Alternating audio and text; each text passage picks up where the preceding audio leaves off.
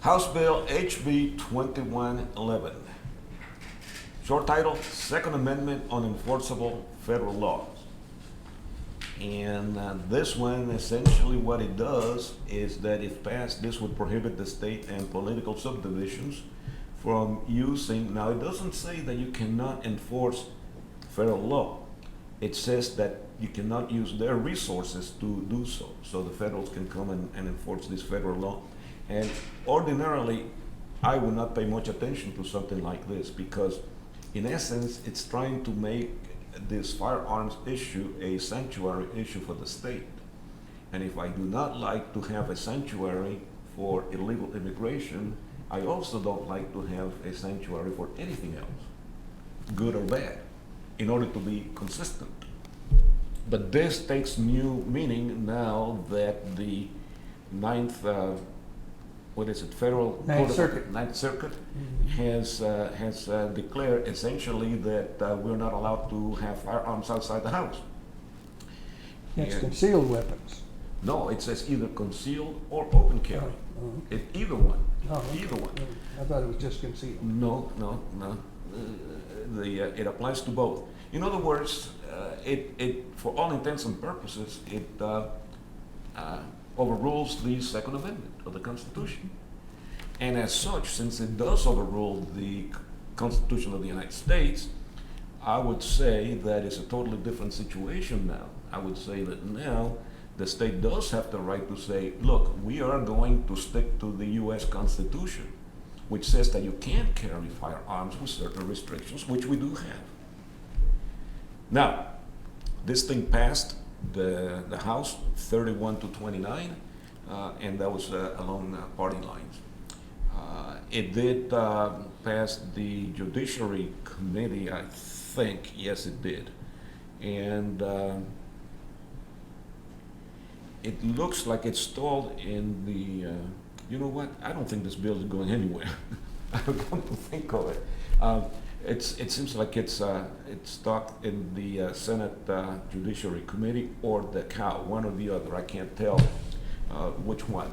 But the point is that we should be in favor, in my opinion, we should be in favor of the bill because it does protect a constitutional amendment. Unlike any of the other sanctuary schemes that we have heard, they did not involve a constitutional amendment, and this one does.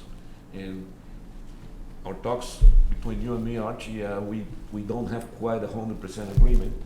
So maybe you can tell us why you disagree with that notion.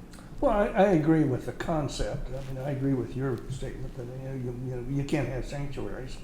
But my problem with this one is, the supreme law of the land is the U.S. Constitution, followed by the amendments, followed by laws enacted by Congress, followed by treaties, followed by the state constitutions. All right? Those are the supreme laws of the land, which they come in conflict with each other.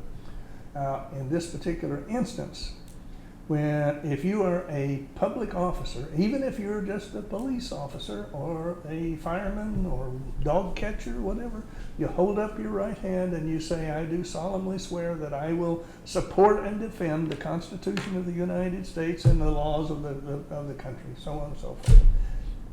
This is telling you that as a state employee, you must violate that oath of office. It's probably unconstitutional. You cannot dictate that your employees violate their oath of office, and that's what this does. And so from that standpoint, in my humble opinion, it's unconstitutional and cannot be enforced.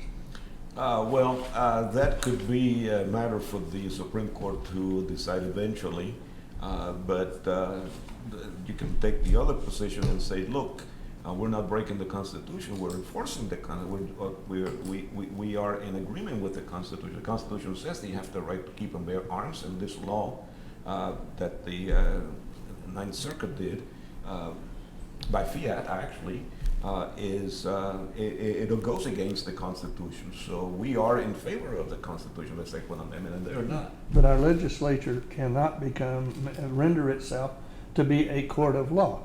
Right, I And you understand. need to go to the court and say it's unconstitutional, That's and therefore our employees cannot enforce it. You can't say, we're not going to enforce it, and then go to a court of Yeah, law. yeah, you're- Therein lies the Yeah, distinction. you're And- right about that. You know, And yeah. what this can do, actually, and maybe that was the intention to begin with, I don't, no, it wasn't the intention because at that time we didn't know about the ruling from the Ninth Circuit.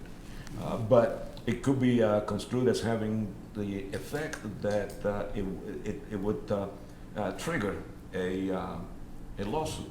I don't think anybody should be paying too much attention to the Ninth Circuit Court of Appeals decisions. They're well known for being nuts.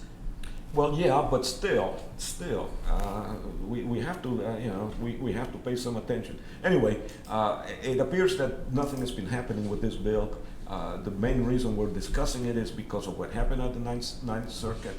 And the main reason why I wanted to bring it up is that you have to be aware, be watchful, because things may be happening here. Mhm. Okay, so that's the best I can say at this point.